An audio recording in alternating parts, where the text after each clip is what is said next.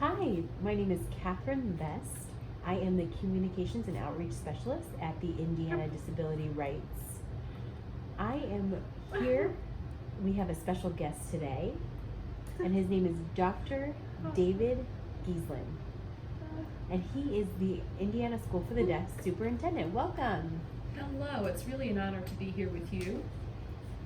I recognize all the great work that Indiana Disability Rights does, and that's fantastic.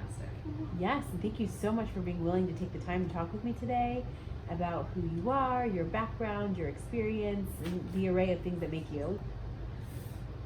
So I'm going to go ahead with my first question. Tell me a little bit about you.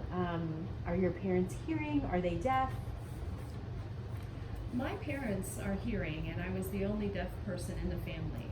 I have siblings, a brother and a sister, who are hearing as well. My mother's an audiologist, and when she recognized I was deaf, she immediately had me fitted with hearing aids. I did grow up using ASL, and I read and wrote in English, and I had over 20 years of, she had over 20 years experience in speech therapy, but I focused on my signing. And what role would you say that your family plays in your development, supporting your goals, advocating for you? It was quite fascinating. There's a story that my mother loves telling me. She asks me whether I remember the day that I had gone to ISD for hearing tests, and we would come here every year for audiological exams. And I don't know why, once you're proven deaf, you have to have an audiological exam every year. But in the room, there was a fish tank. And my mother, as a good audiologist, would speak the word fish, and I would say the word fish, and then we would sit down together and wait, and she saw a family of 3 walk in. 2 parents and a child. A child about my age, my height, also red hair. And she noted that those parents were doing something different than my parents were doing, and that was that they were signing to the child and then elaborating on the fish, telling them about the fish. And the difference that she noticed immediately was that the child was then asking questions about the fish. And as the child was pointing, the parents were further elaborating. My mother didn't know sign, but she could recognize communication was happening. So I simply was repeating the word fish, but I wasn't inquiring about the world around me. So in that moment, it changed her perspective, and she started to learn how to sign. And that was when she recognized that the deaf community was an important collaborator in raising me. Now, did your mom take you to sign language or American Sign Language classes, or where did you start learning? From the time my mom had that epiphany, she started looking into public schools, private schools, but recognized that Indiana School for the Deaf was the only institution that provided full access to American Sign Language. So I entered this school at the age of 3 and graduated from this school as a senior. So this is why I could choose to pay it forward. Yeah, I can definitely see how much you have a heart for ISD, that you grew up here, that you're constantly supporting ISD, and now you're working here as a superintendent. And I'm sure the deaf children and the deaf faculty and the staff here benefit from your wonderful leadership. My next question is, were you always planning to be a superintendent, or did you want to be a teacher, or what were your goals? My father was on a school board as I was growing up, and he would often bring me papers that I would hand to the superintendent. And sometimes, occasionally the superintendent rather, would stop by my classroom and would ask me to give this to my father. So I kept wondering if I would become somebody of that stature. I went through my schooling and I realized that I started to look at what middle schools needed to improve, how schools could improve while I was here. And in high school, I continued to have those same questions and conversations with myself. And that's when I realized I had a burning desire to change the School for the Deaf and improve it. That's awesome. So what is your favorite part about being here? My favorite part of this job is praising staff. The staff here are world-class staff, and nothing can be accomplished without them. So staff recognition is my favorite part of my job. Yeah, I mean, with your leadership, you definitely need a great group of individuals that you work with that have the same goals and the same desires that you do. So at ISD, what language do you use primarily for communication? The school is a bilingual school, meaning that we treat English and ASL equitably. Both languages are equally important, and we teach both languages from the beginning of the educational curriculum. Some students, depending on their audiograms and depending on their aptitude for picking up spoken language, can be encouraged to speak English, because we do encourage children to have everything that they can possibly have. We want a child here to have it all.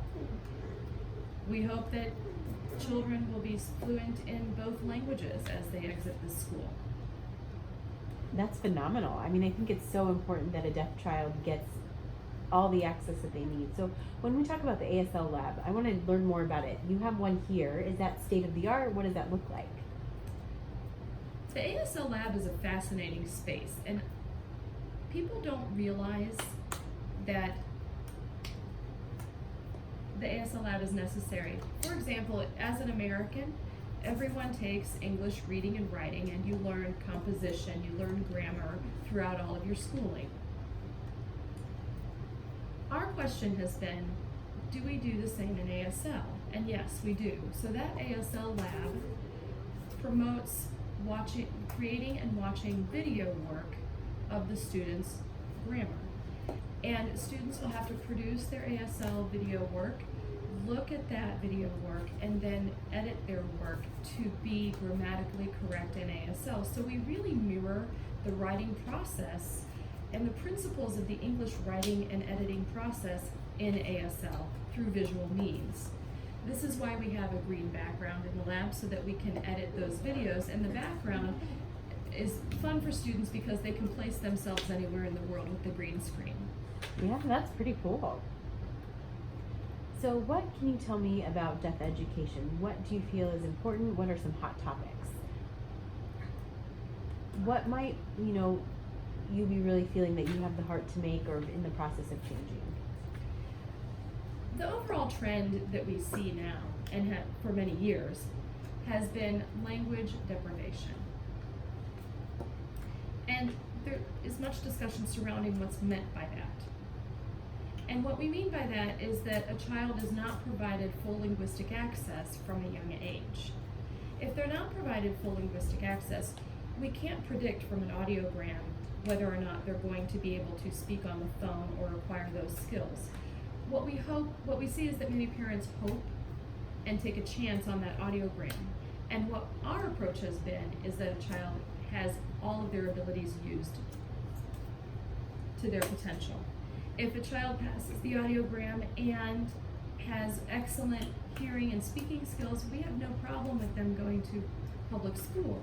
However, if there is any need in the audiogram that they're deaf, we suggest that they come here. Our largest class year to year is the high school and middle school classes, and only 2 or 3% of those transferring in are on grade level when they arrive.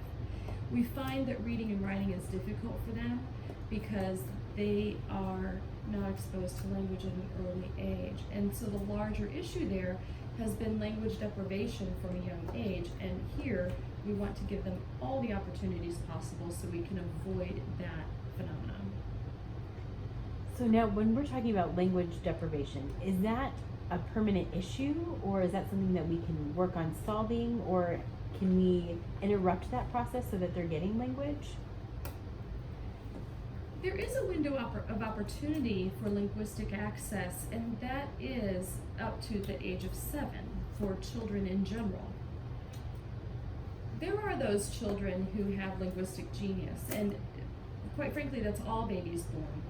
All babies who are born have the capacity to pick up 4, 5, 6 languages at a time. They could have a parent who speaks Spanish, a parent who speaks German, another person in their lives who speaks Japanese, and a parent who signs. A child can modify, the brain will develop in such a way that the child can modify, regulate, and acquire those languages with great ease.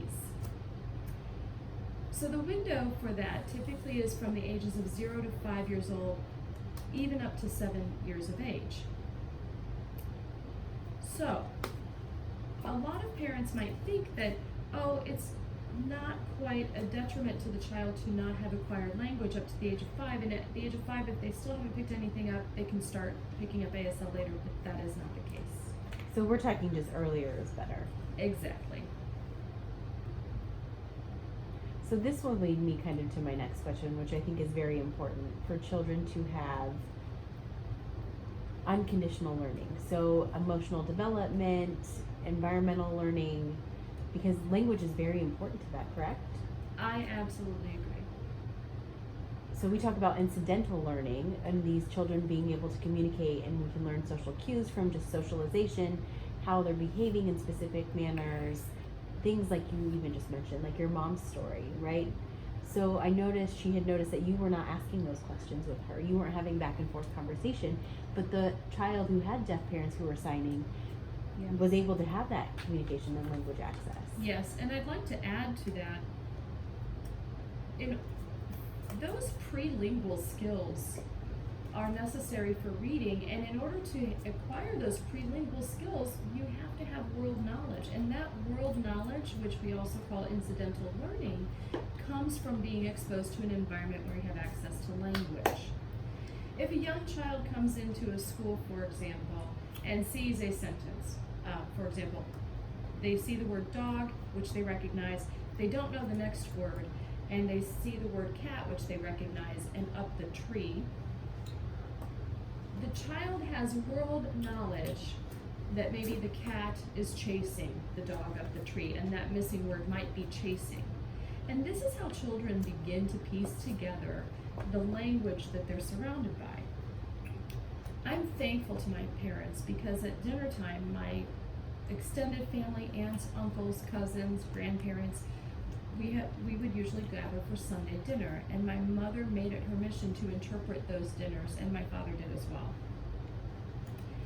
And that is really the first open door to incidental learning. I learned about my relative who fixed his motorcycle. I learned about my cousin and what they're learning in science class. I learned from my grandmother about her bowling tournaments, how she would enter, how she would win, about strikes and spares. And that also then augmented my reading ability. That makes sense. I mean, understanding that we have access to the world, so we are able to see the world as itself, and then having equal access not only in that, but to learn about it. So I kind of wanted to change the topic a little bit, but I want to talk about the deaf community.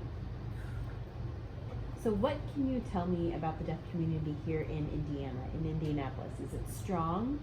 Is it a smaller community? Is it a larger community? Tell me a little bit about it. Deaf communities thrive based on where the schools are. So if you look at schools, deaf schools that aren't very strong in their teaching or philosophy, the deaf community tends to not only reject the school, but then the school in a way is rejecting the deaf community. So it's very important to look at the dynamic of the local deaf school. If the local deaf school has a strong presence in the community, then you've also got a strong presence of deaf people, because that creates a chain reaction. It is said this is one of the top schools in the country, but I say this is the top school in the country. We have fabulous interpreters here, and people comment on that all the time, that our Indiana interpreters are quite skilled. And now that people recognize that, deaf people around the country know that once they come here, they can have a good, successful career as well. It makes sense that community and culture are kind of intertwined. You can't have one without the other. Absolutely. definitely sewed together. Now, has the deaf community supported you through your goals, your aspirations from the time that you decided to become the superintendent here, working here at the deaf school as a teacher and then transitioning? They really have. The community had partnered with me when I was 3 years old. They were my partners when my mother saw that child in the waiting room. My mother, the deaf community already knew what it was like to be deaf. The deaf community already knows how to navigate life successfully as a deaf person. So as my mother partnered with the deaf community and invited them to come to our church, invited them to come into our lives, I gained that exposure, which really augmented my path into the future. What's really interesting is that before the deaf school became a bilingual, bicultural environment, the deaf school struggled a little bit with academics. And in about the 1990s, there was a deaf person who came onto the committee and asked, why are deaf children not making progress in academics, and deaf adults weren't using ASL as the language of instruction? This required a partnership with the deaf community, and that required deaf people having more of a say in how the school ran, because prior to that, the school was not run by the deaf community, and when that change happened, that created exciting times for us.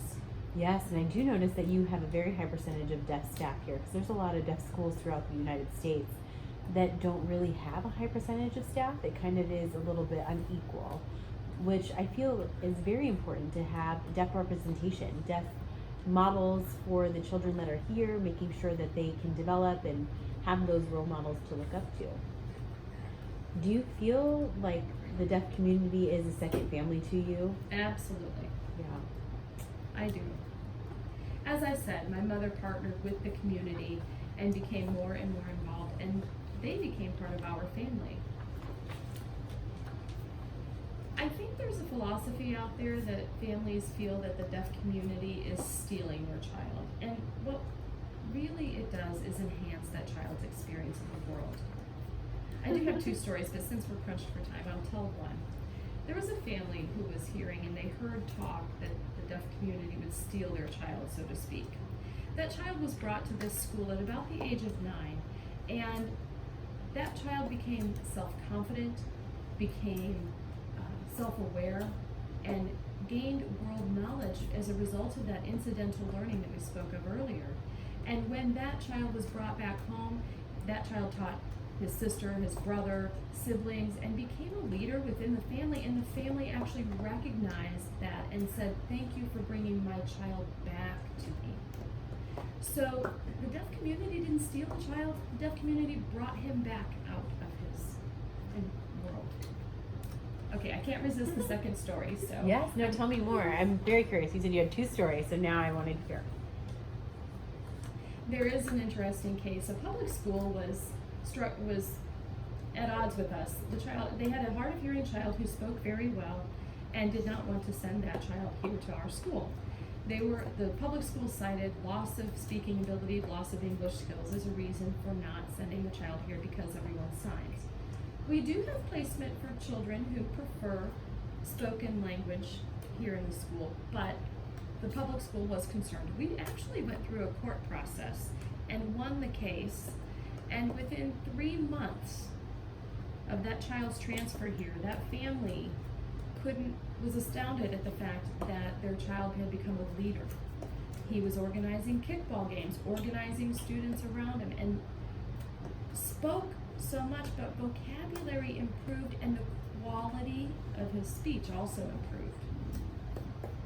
And the parents inquired, did you provide more speech therapy? Did you provide more sessions? And we said, no, we didn't. We hadn't cut anything, nor did we add anything. But it was that self-confidence that that child gained.